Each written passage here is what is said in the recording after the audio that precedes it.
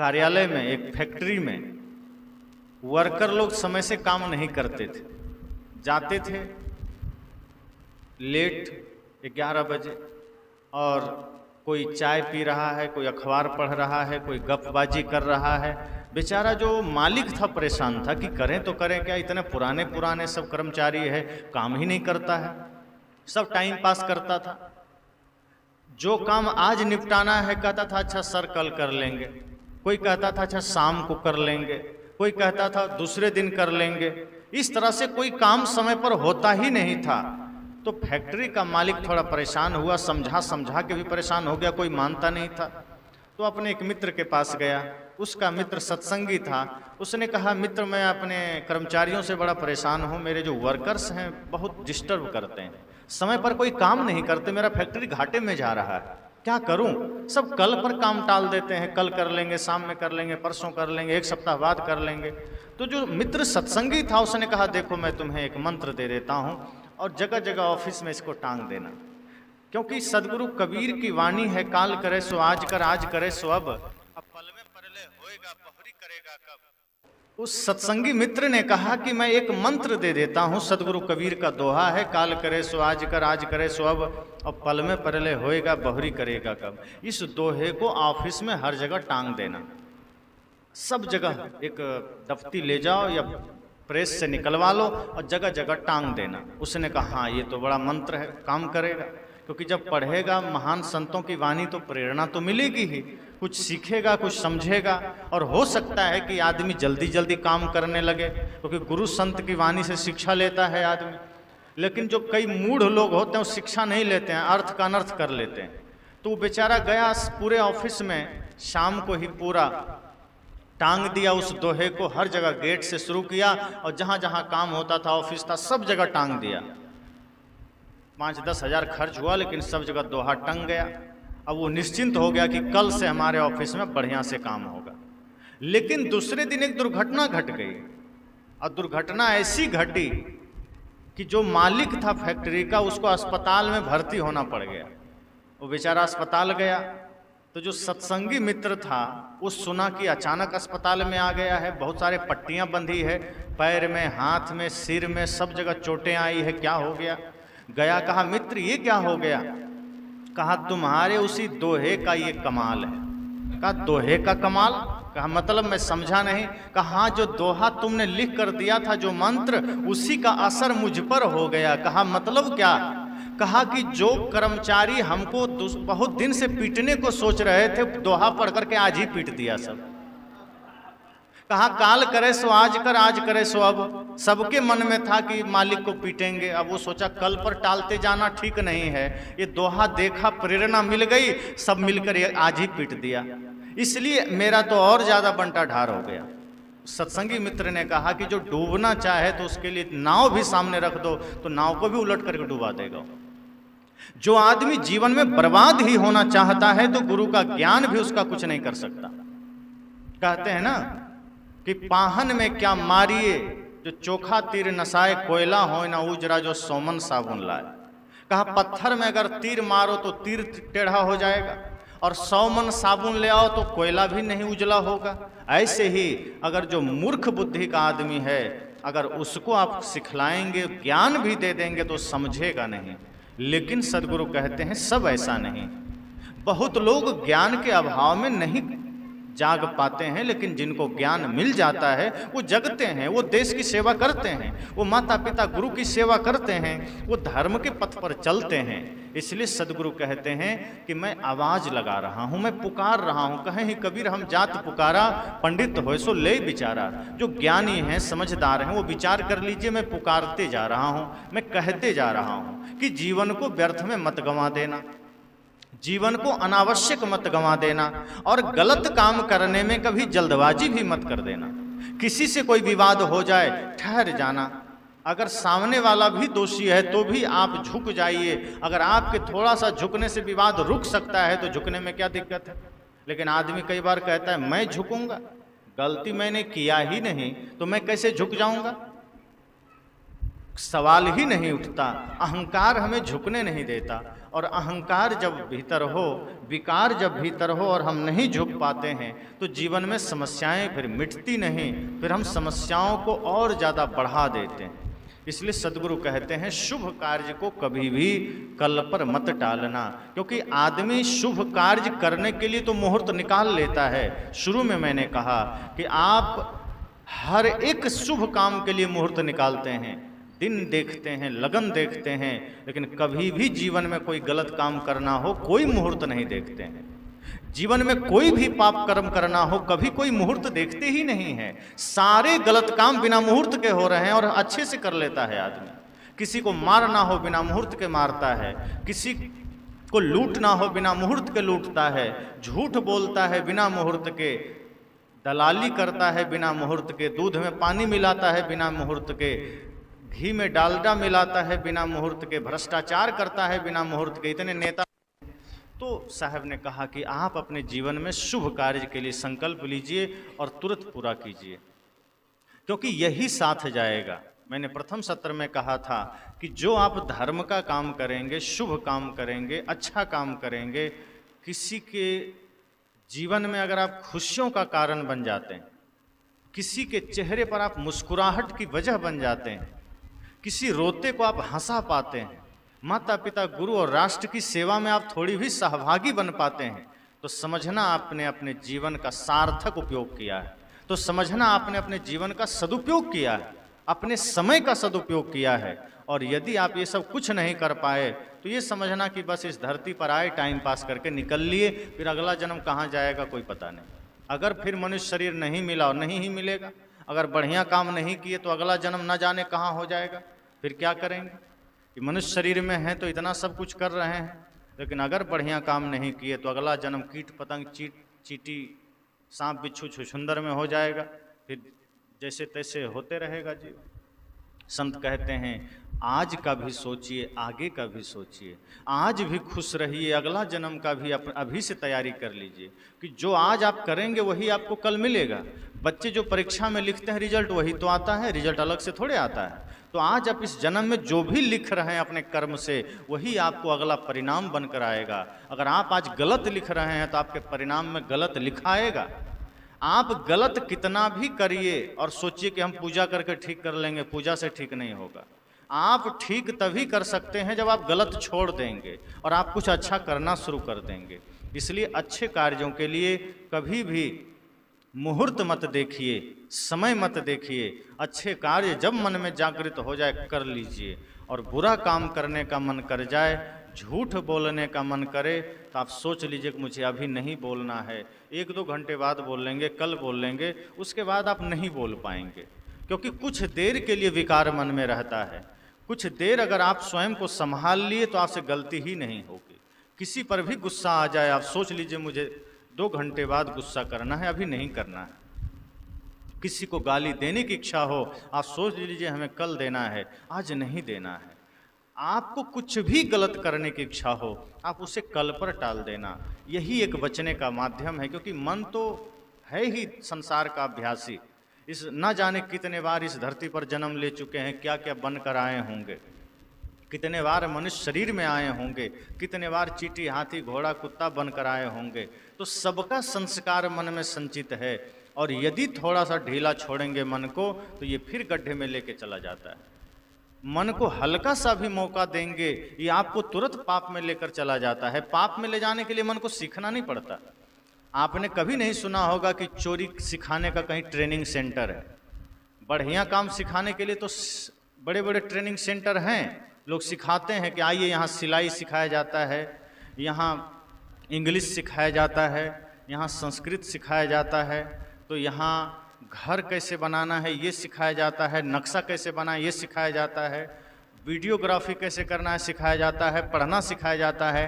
पर बाज़ार में हम सब जगह देखते हैं, कहीं नहीं मिलता कि यहाँ चोरी करना सिखाया जाता है, कि यहाँ झूठ बोलना बढ़िया से सिखाया जाता है, कि यहाँ गुस्सा करना सिखाया जाता है। ये आपको कहीं नहीं मिलेगा, क्योंकि आदमी का मन इतना अभ्यासी है कि बिना कहे ये सीख जाता है। जैसे आप पानी गिरा दीजिए, तो जैसे ही ज़मीन पर पानी गिराएंगे, जिधर गड्ढा होगा पानी खुद चला जाएगा, उसके लिए आपको ठेल के ले जाना नहीं पड़ेगा। लेकिन पानी को ऊंचा ले जाना हो तो मोटर की आवश्यकता पड़ती है, खुद से नहीं जाएगा। इसी प्रकार गलत कार्य में, क्योंकि वो नीचे का मार्ग है, गलत काम, पाप का काम वो नीचे का मार्ग है, उसमें मन खुद दौड़ के चला जाता है, आपको मेहनत नहीं करना पड़ता। बच्चे गाली सीख लेते हैं, कोई सिखाता नहीं, खुद सीख लेते हैं।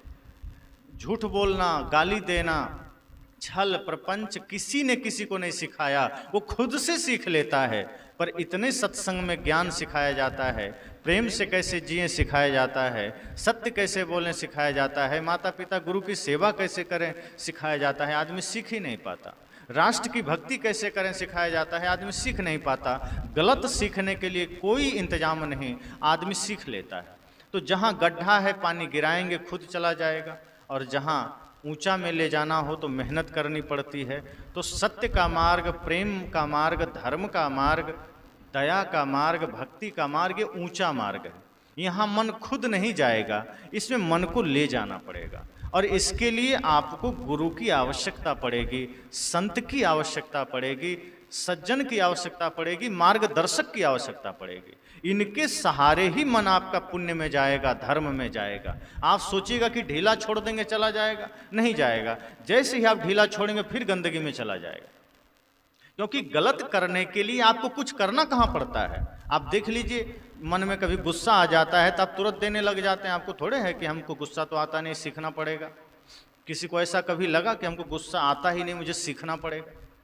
कुछ बढ़िया बात कहना हो तो आदमी सिर खुजलाता है कि मुझे नहीं आता, पर गलत कहना हो तो आदमी पता नहीं कहाँ से निकलने लग जाता है, वो सब जानता है। तो जो गलत चीज़ें हैं वो आदमी के मन में स्वाभाविक आ जाती है, गलत आदतें आ जाती है।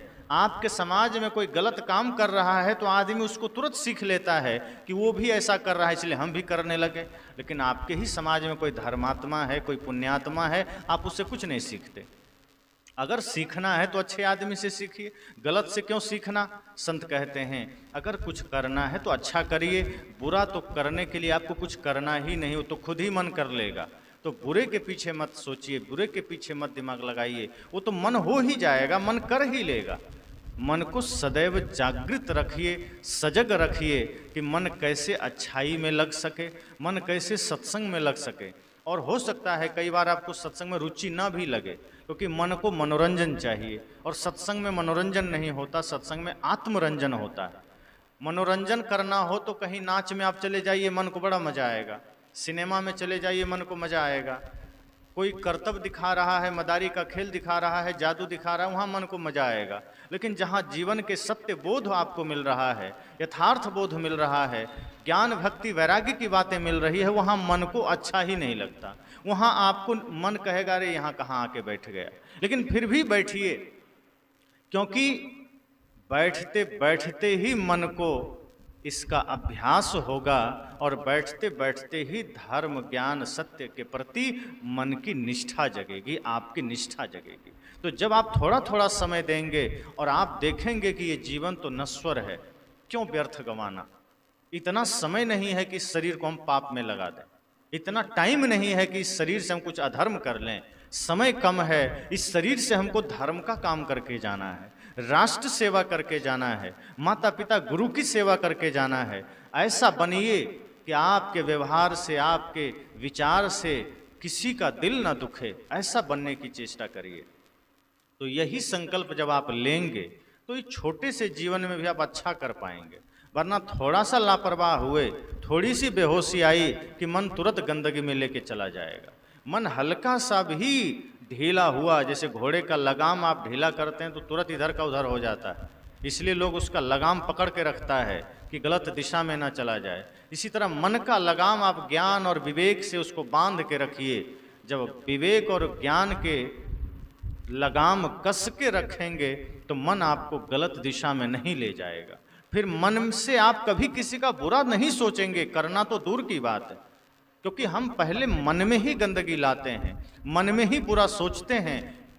बाहर किसी ने किसी की हत्या कर दी, मान लीजिए किसी ने किसी को मार दिया, तो क्या होगा, उस पर भारतीय न्यायिक व्यवस्था के अनुसार 302 का मुकदमा बन जाएगा, और हो सकता है उसको मृत्यु दंड मिल जाए, फांसी मिल जाए, या आजीवन कारावास मिल जाए। तो आपने शरीर से कुछ पाप कर दिया है, हत्या कर दिया है, तो आपको न्यायालय सजा दे देगा। लेकिन यदि आपने मन से किसी के लिए गलत सोचा है, मन से किसी की हत्या कर दी है, तो न्यायालय सजा नहीं देगा, क्योंकि न्यायालय को थोड़े पता है कि आपने मन में क्या सोचा है। लेकिन संत कहते हैं धर्म के अनुसार अगर आपने शरीर से किसी को मारा तो न्यायालय आपको सजा दे देगा, शरीर को सजा देगा। लेकिन मन से आपने गलत किया है, मन से किसी को मारा है, तो न्यायालय तो सजा नहीं देगा, लेकिन आपका कर्म आपको कभी भी छोड़ेगा नहीं। उससे भी ज्यादा पाप आपने मन से कर दिया है। जितना पाप आपने तन से किया है, उससे भी ज्यादा भयंकर पाप यह है कि आपने मन से सोचा है।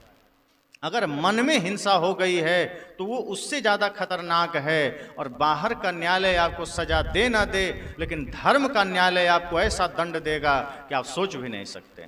तो धर्म के न्यायालय से अगर बचना है, वहाँ अगर सही साबित होना है, तो मन से भी गलत नहीं सोचना है, ये ध्यान रखना है।